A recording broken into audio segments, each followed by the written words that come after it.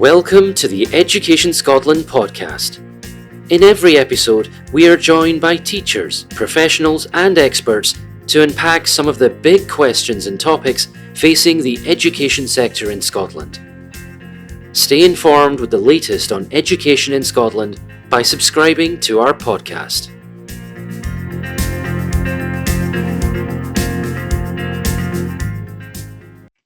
Well, hello everybody and welcome to this Education Scotland podcast. My name's Ollie Bray and I'm one of the strategic directors at Education Scotland, and I'm delighted to welcome you to the next episode of our mini podcast series, which has been on the curriculum improvement cycle, where we've been exploring different cross-curricular areas.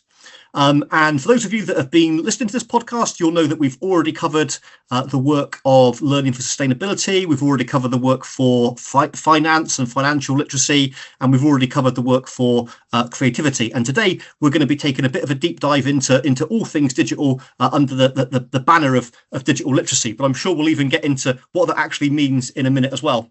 And I'm delighted this morning to be joined by my colleague, former primary school teacher, wannabe skateboarder, active gamer, and current Education Officer at Education Scotland, George Milliken. So, George, welcome. Thanks for joining me this morning.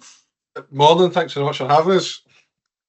And George, I said already that we're going to be talking a little bit about digital literacy, which has been one of these core competencies we've been exploring as part of the curriculum improvement cycle. But like digital literacy is like one of these terms that probably means lots of different things to lots of different people. What do we actually mean by that term in terms of the work that you've been leading? As we've been exploring these different cross-curricular areas. We'll start with a hard question. We've had digital literacy in the curriculum for 9 years. That's been defined as digital literacy since it was ICT before that. But even within having it in the curriculum, we've maybe not had a hard and fast definition. But again, getting into look at literature on that, and it's not always easily defined or clearly defined either. So for us in our curriculum for excellence at the minute, it's about being able to use digital technology. It's about being able to find information and about keeping ourselves safe and secure while we're doing that. But a lot of the literature on it would suggest that there's far more to it there. There's something about making meaning from the use of technology that comes with the literacy part. And there's also then, I think it's grown since, I think the first time it was defined was in the 90s, and it was about finding text information on the internet and the newly formed web. But again, that's kind of grown arms and legs since with people that engage with it, and we're now really looking about that, where digital technology fits with the natural world. So it comes into sustainability, climate and resources. We've got parts about how it affects and how we interact with our democracy through digital technology, and there's a lot in the news certainly around that. So and obviously, first and foremost, we kind of everything we do in Scotland, there's a big part on rights, human rights and children's rights as part of that. And so digital has kind of grown from this, digital literacy has grown from this idea of finding information on the new World Wide Web in the 90s to being pretty broad and wide. And because it touches so many parts, it's kind of hard sometimes we end up with a big definition like this rather than saying it's this. Yeah. No, it's fascinating. We've been sort of working on and off together for a long sort of period of time, and this is an area that I'm sort of super interested in, and I think you've what you kind of sort of nailed it there with what you're saying is it's tricky for so many reasons, like because technology is just moving on so quickly. Like number one, around that, so it's tricky to, I suppose, sort of write the guidelines, but also, like you were sort of saying there, is that the original term was so centered on this new thing, which was the internet, which not many people had, but people realized it was important. And now, like pretty much everybody, like certainly in Scotland, anyway, has got access to this technology almost ubiquitously. So it's a fascinating area and certainly an important one. Why do you think then? Why do you think that this work is particularly important to to what we're doing with the curriculum improvement cycle? Around that. I think, as we've said there, it touches just about every part of our life. So not to understand what's happening there obviously leaves it at a disadvantage. From simple things like if you don't understand what your internet, your web router is in the house, then if your device stops communicating with it and it disconnects, and you don't understand that there's a connection there, then that means it's hard to disconnect things. You've got to go find somebody to reconnect. So there's some dead basic everyday things like that. But I think more importantly than even that, there's and it came up in Audit Scotland did a report on digital inclusion just last year, and they're saying that typically people who are at socio-economic disadvantage are also at a digital literacy disadvantage as well.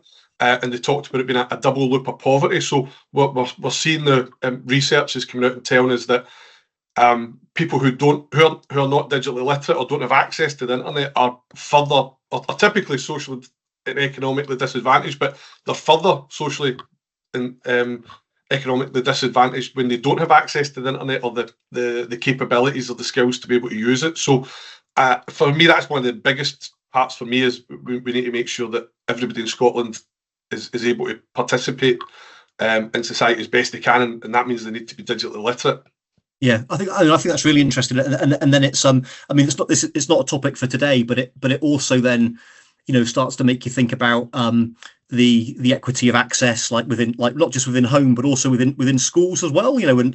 For a variety of well-intended reasons, we know that different schools and different local authorities have taken a different approach to digital infrastructure and devices, and training and central support and all these things. I mean, it certainly is a fascinating area around this. Do you think this is this may be sort of slightly off piece question on this, but just be interested to know your view, is that at the time when CFE first came about, there was a lot of talk about responsibilities of all, as being literacy, numeracy, kind of health and well-being.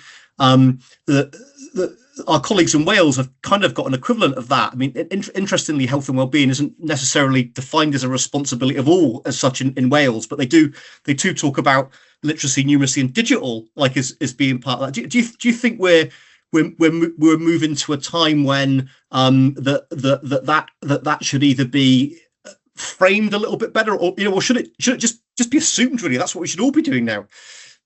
I think parts of it, and that's been the tricky part, and it's been really enlightening with the work we've done around the curriculum improvement cycle and exploring what digital literacy means to everybody. Yeah.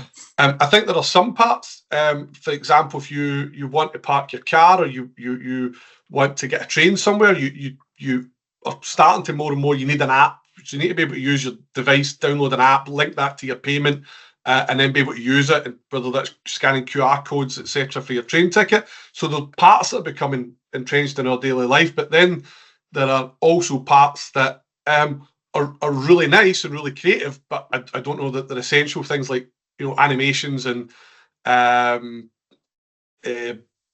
playing with some of the programmable devices that might come into computing science. So I think some of that stuff can be really fun and really engaging, but I don't know that it's the essential part. But I definitely think some of those digital skills or parts of digital literacy are becoming essential. So perhaps they should be considered there. Yeah, almost the things that make you functional, like in society, isn't it? Around that. But let's just talk about the work you've been doing. So you've been involved in this particular sort of work stream, like right from the start around that. I remember you sort of coming along to the sort of the first meeting around that, and I've been I've been really lucky to actually sort of be in the room, like for during sort of some of the events that you've run as well, which is great, and I've felt like a lot of enthusiasm and a lot of and I've also felt the struggle of a lot of a kind of hard thinking that's kind of gone on around that. So what are the kind of the emerging themes that have come out of the kind of the co-design group that you've had? So I think, lots of discussion, and it's been really good to hear all those discussions and everybody's thoughts and feelings around digital literacy. I think the biggest one that I think we felt we had to iron out, I suppose, very early on is and you talked a bit about its role, digital literacy's role in education there, and I've always felt there's a bit between how we use digital in learning and teaching. and then how we teach digital literacy to children and young people. Sure. Yeah. And that they're quite distinct, but they kind of get blurred a bit in some of the guidance around CFE. So using digital to enhance learning and teaching gets used, and that digital literacy should be used across the curriculum, which is a great idea, and it makes sense. But there's a part where it means we maybe don't go into some of the depth around digital skills or the digital literacy, because we don't need to get better at it. We almost just use it in other areas. So there was some parts there that I think we had to work out first, and we did that through discussion, and I think we kind of reached a consensus that the digital knowledge and skills that children and young people need for their life are distinct from what maybe educators need them to know through, whether that's nursery school or into further and higher education. So as an example, I use digital technology for banking, shopping, for entertainment. I use it to communicate with my friends. Whereas in work, when I was in school or when I'm in Education Scotland, I use it for email and Teams, PowerPoints. So I use it for really different things. So I think there was a part of fleshing out what we would like as educators. We would like children and young people to be able to do, to use technology as part of the learning, is different from what they need to learn about, which was maybe the stuff at the start about rights and the environment and its role and its interaction with democracy, as well as all the skills of being able to use devices, connect to the internet, find information on the web. So I felt there were two different parts happening there, and I think we've been really clear that it's what we are teaching to children, what the young people, what they're learning about, rather than the technology they're using to learn, which is really valuable and has a role, but it's not a part of digital literacy as such in the curriculum. Yeah, that makes sense. Yeah, no, it does make sense. It does make sense. So it's not that that's not important, but that's something that would also be almost be sort of tackled differently via some sort of national practice guidelines, or the other work that already exists, from yourself and the sort of the wider team around, what does effective practice look like, and and other things like this. Yeah. What about I'm conscious, or for the folks that are listening, it's just at the end of May. I can't believe it's nearly June, but there's been quite a lot in the press just recently about different sort of cyber attacks, and stuff like that. Including on schools and local authorities, and also sort of big business. What's the kind of role of sort of like cybersecurity and those sorts of things in some of the discussions? Has any of that come out? It has. So again, I don't think that what was I suppose agreed in the groups that have taken part in the curriculum improvement work. I don't think there's been anything too dramatic a shift from what we already have in CFE for digital literacy. Partly, perhaps, because we already had a refresh in that area more recently. So there was maybe already a shift towards getting it closer to being right, perhaps. So there is an experience and outcome that talks about keeping ourselves safe and secure online. One of my colleagues, Scott Hunter, leads particularly on cyber resilience, internet safety as part of digital in our team. And we've now got a national partnership with the National Cyber Security Centre. So there's lots of work going on there around the cyber resilience aspect that you spoke about. But I think that if there's a silver lining, I suppose, to these attacks, I hope that it raises the profile of the cyber resilience element, because there's a lot, the press and the media and people's minds, it's very often focused on the internet safety. So all the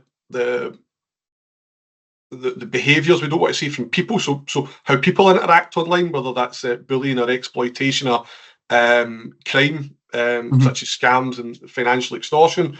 So there's a lot of that, but I'm hoping that obviously at least as a silver lining to some of the cyber attacks, we get a refocus around cyber resilience and cyber security.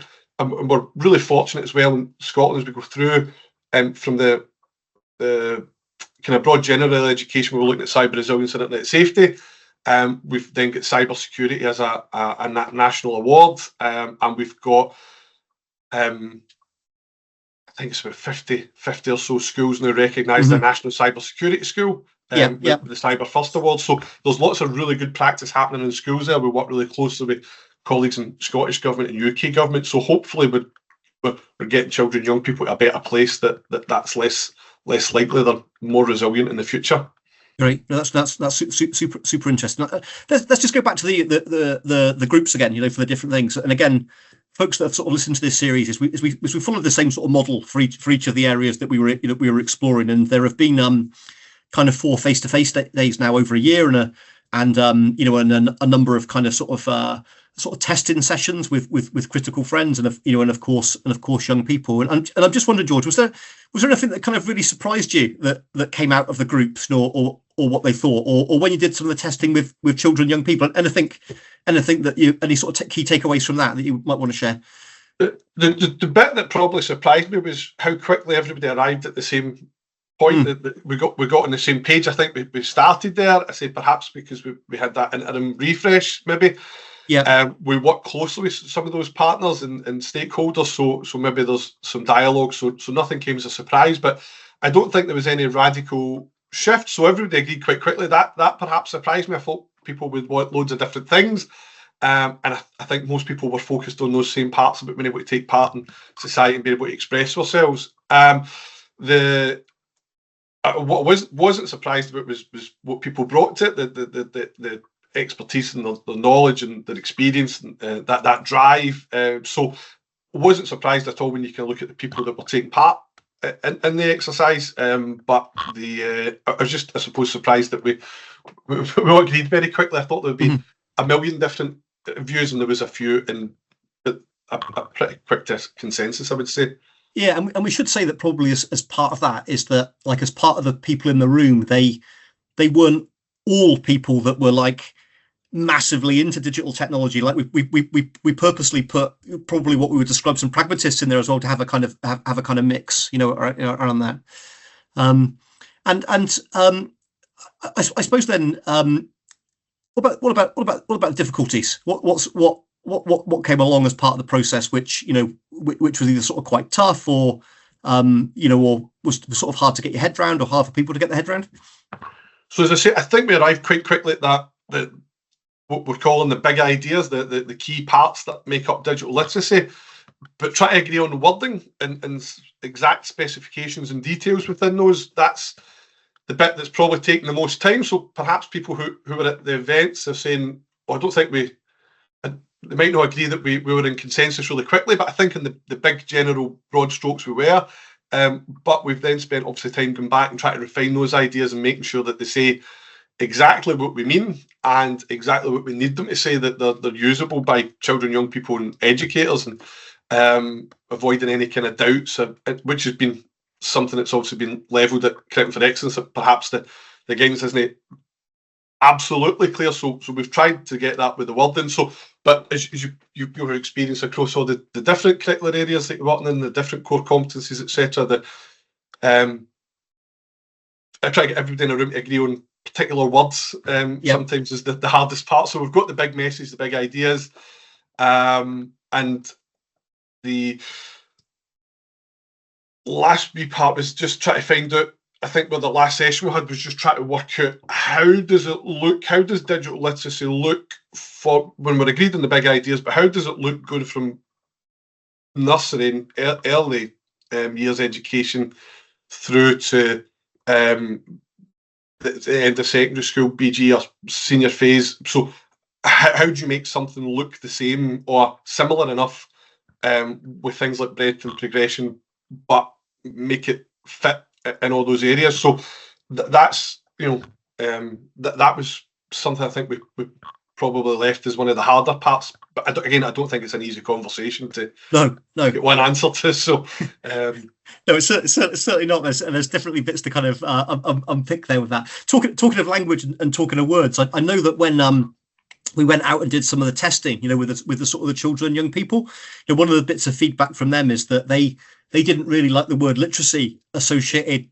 with anything other than like what might be prescribed as traditional literacy. So they kind of fed back about digital literacy, political literacy, financial literacy, around that. Any thoughts on?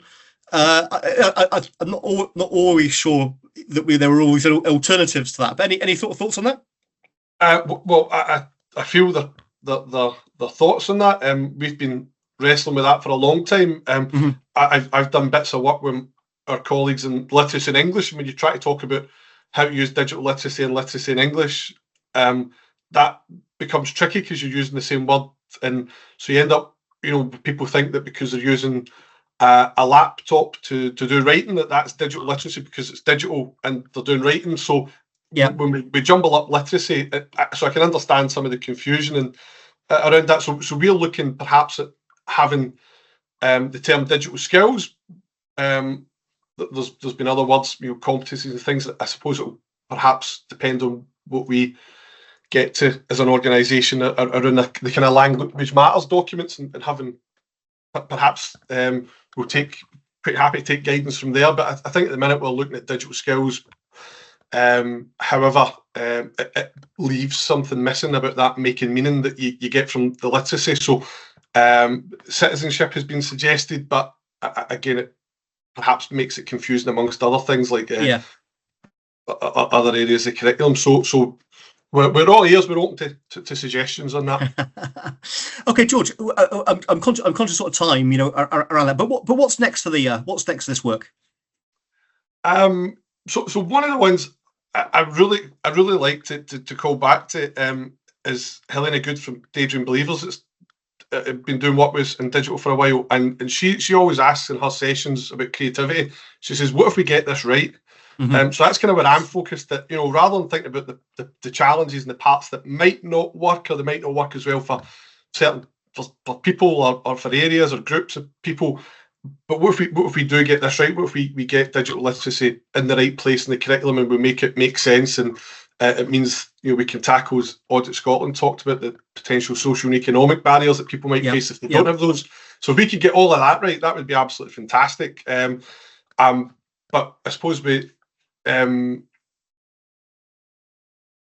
last wee part of digital, I suppose we just we'll be working out where it sits, where it fits in, and seeing how we support practitioners and everybody involved in education, how we help them to make sense of it ultimately.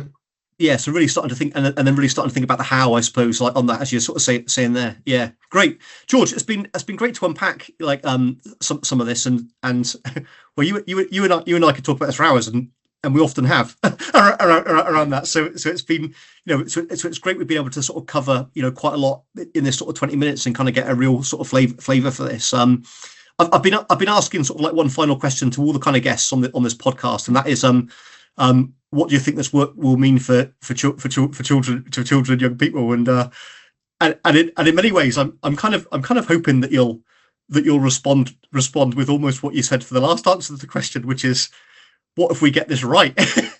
Around that, because that was just a sort of powerful response. But I don't want to put words in your mouth. But what do you think? Yeah, no, I hope that we make it make sense ultimately. That, as you said at the start, we're not 100% clear on exactly what we mean by digital literacy. So hopefully we can make that really clear, and we make a real distinction, between how we use digital in the classroom or in the learning setting, how we use that versus what children and young people need to learn and understand. And the last wee bit, just to call David Lundy from the University of Glasgow has been one of the stakeholders taking part, and he's leading a project on digital citizenship with a focus on what they're calling data justice. And it's that idea that, as I said, moving past some of the digital skills to be able to access our daily life, but how do we understand the levers and the controls that happen within some of these digital systems? So, for example, if you use a search engine, we perhaps presume that what it shows us is the right answer or the best answer. But we need our children, young people, to understand the workings of some of these and the influences they shape on us. So quite often that comes up as the word algorithms and the kind of public consciousness about how they influence what we watch and listen and talk about. So there's some huge parts there that we're still unpacking, but hopefully we can get to a point that we have a generation of children, young people, the next generations that grow up are more aware of the impact of digital on them and on the planet around them. So as well as just having those day-to-day skills to take part. So big asks, nothing much.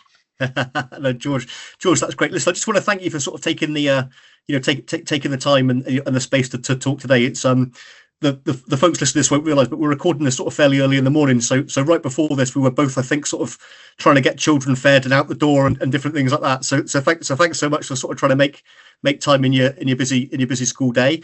The last thing I would just kind of want to say is that if you've enjoyed this mini podcast series, don't forget that there are several podcasts that we've already recorded, and we've got another 4 to be recorded before the summer term, before the term ends in June 2025. And of course, you can subscribe to the Education Scotland podcast, which means that you can get an automatic update whenever another podcast goes live. Okay, thank you. Thanks, George. See you next time. Thanks very much. Bye. Thank you for listening to this podcast. Don't forget to subscribe for notification of when a new episode is published. If there is a topic you would like to hear featured on this podcast, get in touch with us. We'd love to hear from you. Follow us on our social media channels for all the latest news from Education Scotland. Education Scotland is a Scottish Government executive agency charged with supporting quality and improvement in Scottish education.